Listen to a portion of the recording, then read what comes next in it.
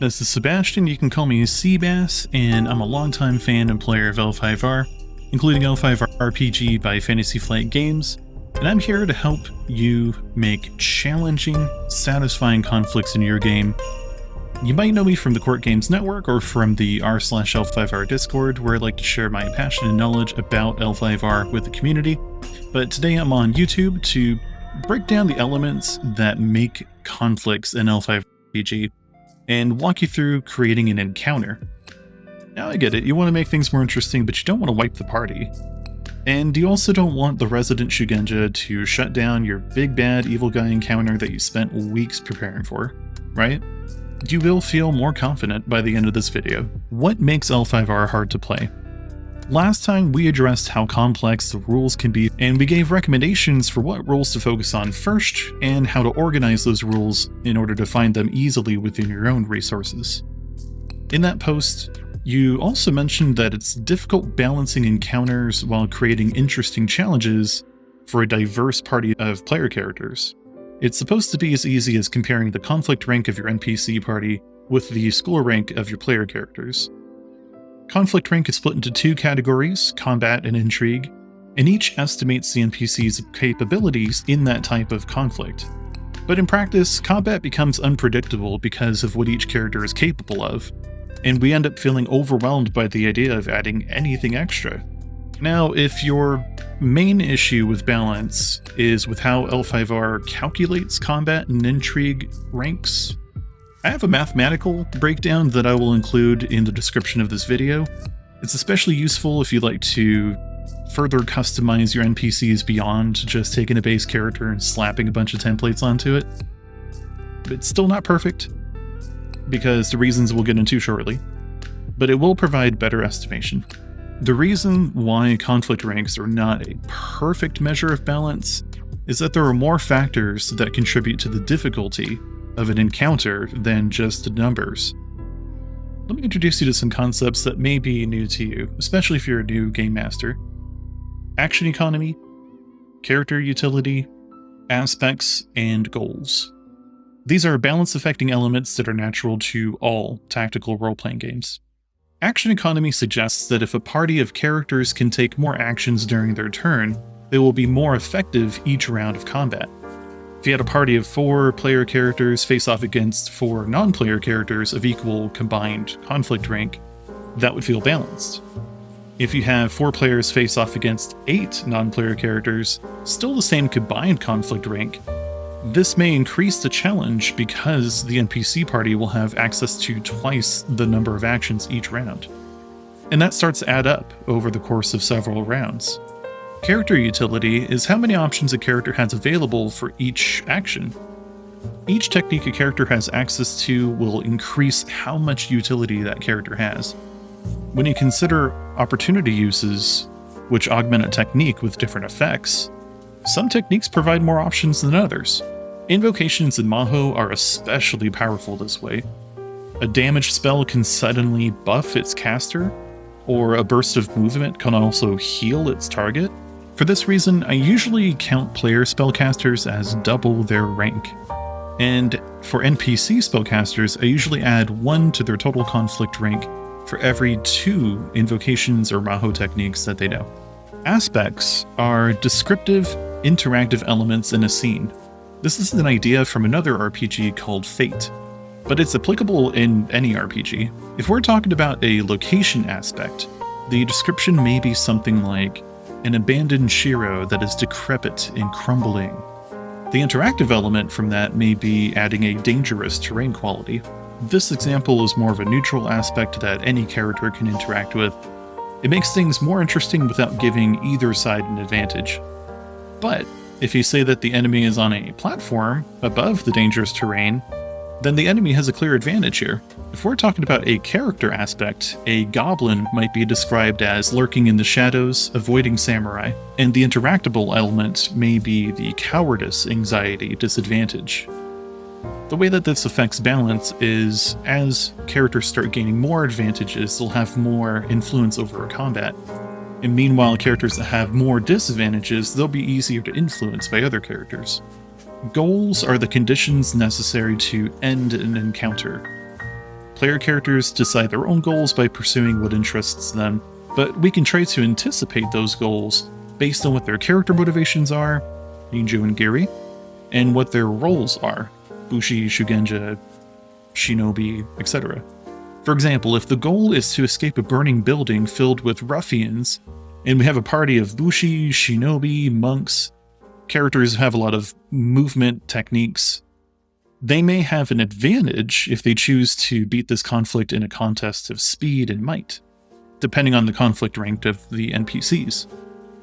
Meanwhile, if we have a courtier in the party who swore to protect this building based on their Giri, then they may try to convince everybody to work together to put out these fires or to help innocents escape. Competing against the NPC's intrigue rank. By considering not only the conflict and intrigue ranks of our NPCs, but accounting for action economy, utility, aspects for locations and characters, and speculating the goals of our PCs, we can think about who has the advantage in each situation. Then we can add or remove NPCs, adjust our NPCs' profiles, and create new aspects that might make things more balanced or more challenging. We named several factors that affect the difficulty and complexity of a conflict, and these become dials that we can manage in the name of making interesting conflicts. Incorporating more of the original question, how do we take these elements and make an interesting challenge for a diverse party of player characters? Let's start with the most important part, getting to know our player characters. We should refresh ourselves on each player character's role and motivations before preparing a session. This session, we have a Hida Bushi, an Isawa Shugenja, a Doji courtier, and a Togashi tattooed monk, all at rank 2. The Isawa Shugenja has access to invocations, which gives her more utility. For this reason, I would say that I would rate the Isawa closer to rank 4 for the purposes of balance, bringing the party's combined school rank to a 10 for this conflict. In this adventure, we'll say that the party is adventuring into the Shadowlands to obtain an artifact for the Isawa. Hida is there as a subject matter expert and executioner, should things go wrong. Doji is there to capture the tale and to prove her bravery. The Togashi was sent there to aid the Isawa as a favor from the dragon, but they were also told that their real purpose for being there would soon become clear in time. When starting to think about what NPCs to include in this conflict, we should think about the location first. Maybe the PCs are at a abandoned Shiro. Maybe in the Shiro is a home of a tribe of goblins. Goblins are a conflict rank 1 creature. We could have up to 10 goblins face the player characters at one time. That's a lot of action economy. If we wanted to, we could apply a template, say warrior, as a way to make a goblin leader of conflict rank 3, with then 7 rank 1 goblins.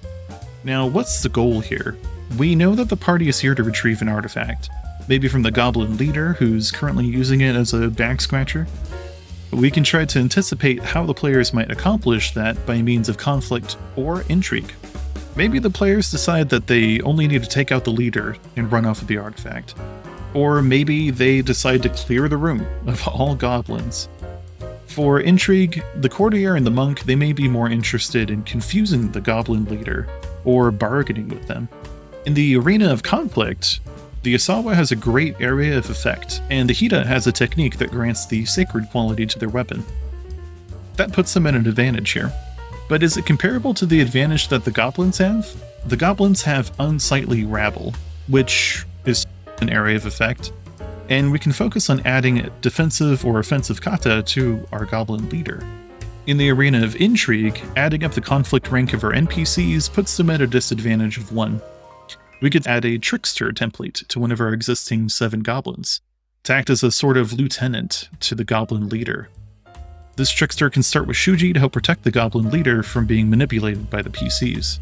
Based on ranks, knowing that our PCs have means of dealing with the NPC's advantage in action economy, knowing that the NPCs have means of dealing with the courtier's specialized role, this seems like a balanced encounter.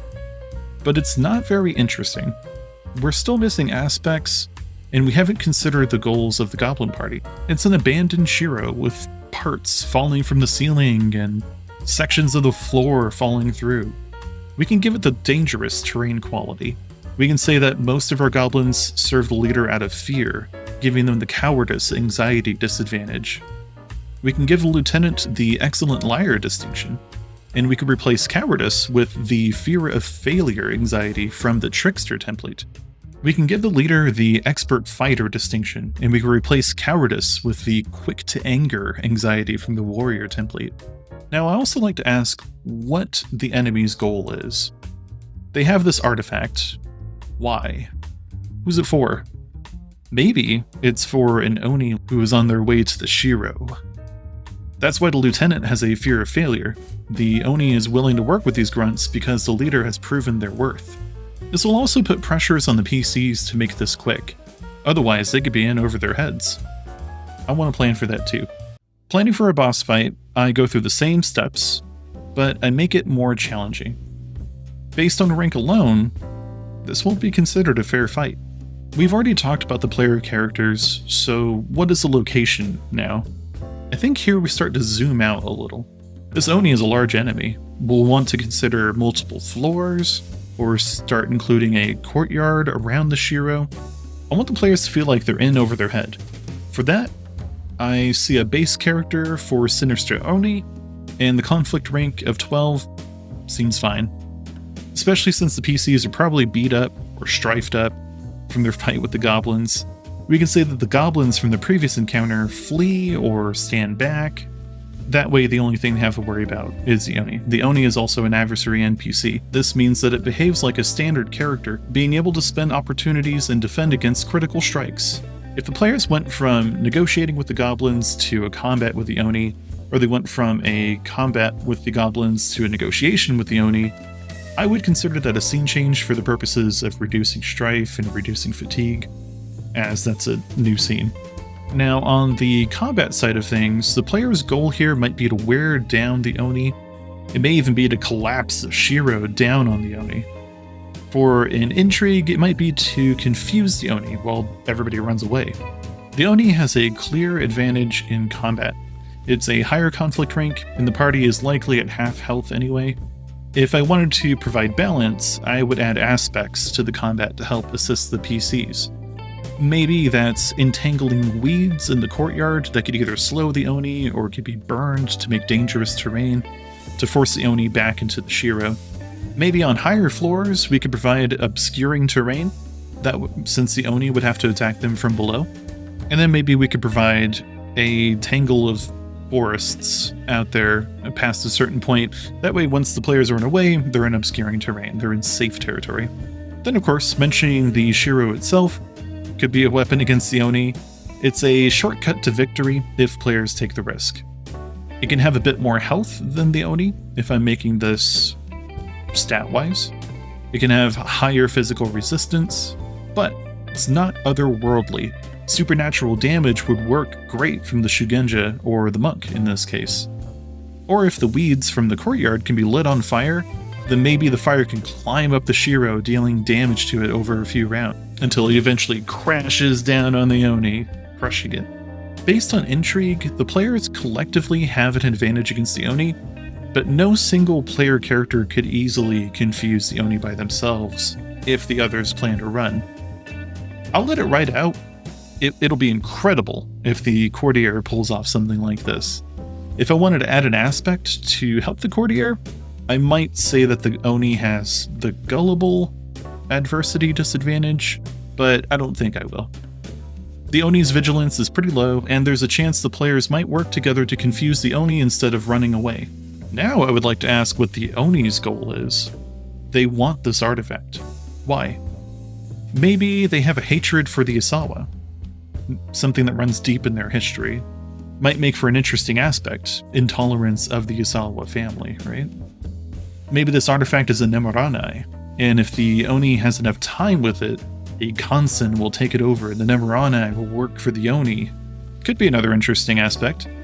Maybe the Nemoranai, if the players hang on to it, it can help them with the goal of hiding, running away, or damaging the Shiro.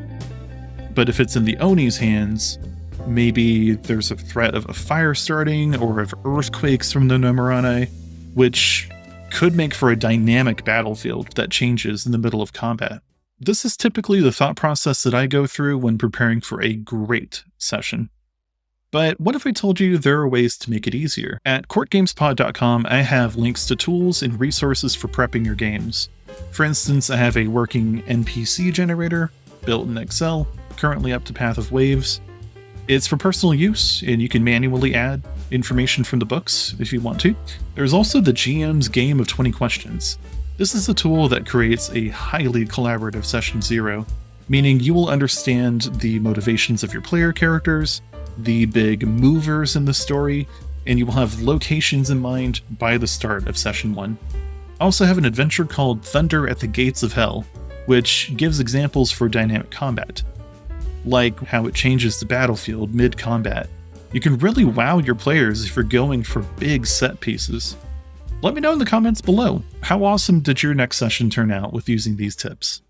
So let's recap. You want to create an interesting, challenging, but balanced encounter for your next session. These are the 10 steps that you want to take. Refresh yourself on the player character's roles, capabilities, and motivations. Prepare the location. What are some key descriptors that the characters can interact with? Think about what lives in that location. What is the goal here for your PCs? What is the goal for your NPCs? Once these questions are answered, you can start to build an encounter. Build a party of NPCs based on the location and the goal. Think about what motivates your PCs and NPCs. How might this inform how they approach their respective goals, both martially and diplomatically? What advantages are present based on the ranks and capabilities of each party? And start figuring out how many NPCs you want to control, adding templates to NPCs. Then start adding aspects to NPCs and the location for the characters to interact with. That sounds like a lot, and it will be, at first. Once you get familiar with this process, it will become easier, and you will have some interesting conflict scenes no matter how diverse your player characters are. So start practicing now. You can make a big moment for your next boss fight. So, thank you for watching. Next time I would like to talk more about the amazing fan-made resources there to amp up your games. If you have a resource that hasn't been added to our site yet, courtgamespod.com, you can send a message here on Discord or on Reddit. There's also a form on the Court Games website where you can upload your resources there. It's good for adventures, it's good for extra character options, it's good for utilities and tools. And of course, you can always include links to your personal Patreon or your personal projects that you're working on. That way we can support you right back. You can listen to Court Games RPG with Kaori and Korvar on our channel. We just started a series on exploring the spirit realms. And you can also listen to our affiliated actual play podcast, Fortune and Strife and Crimson Gold Agonies. All of our shows are on podcast platforms everywhere. Your support means everything to us. If you want to help us continue making content like this, consider joining our Patreon at patreon.com/courtgames. Supporters get early access to our actual play shows, adventure seeds, and exclusive Discord channels. And if you have requests for an episode, or if you have questions or you need help with something, leave a comment down below. We read every comment we receive. All right. Thanks for watching. See ya.